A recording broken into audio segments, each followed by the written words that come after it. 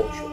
দুর্বল মন আর সবল মন বলে সেরকম কিছু হয় না, দুর্বল অনুভূতি বলা যেতে পারে। মানে আজকে আমার ভালো লাগছে না, কালকে আমার ভালো লাগতেই পারে। যেমন ওয়েদার চেঞ্জ হচ্ছে, মনের ভাবনাটাও কিন্তু সেরকম চেঞ্জ হচ্ছে। এবার দুর্বল কথাটা কখন আনবো, যখন আমরা কোনো ব্যাপারে সমস্যায় আছি, সেটা যে কোনো হতে পারে, ব্যক্তিগত হতে পারে, কাজের ক্ষেত্রে হতে পারে। সেই সমস্যা দিয়ে যখন আমরা সেটা সর্ট আউট করতে পারছি না, তখন আমাদের দুর্বলতা কাজ করে। কারণ তখন আমাদের মাথা কাজ করে না, মাথা তখন ওই প্রশ্নের দিকটা ঠেলে হচ্ছে মনকে, যে কি হবে কি হবে, কি করব কি করব। এই হলো পার্থক্য।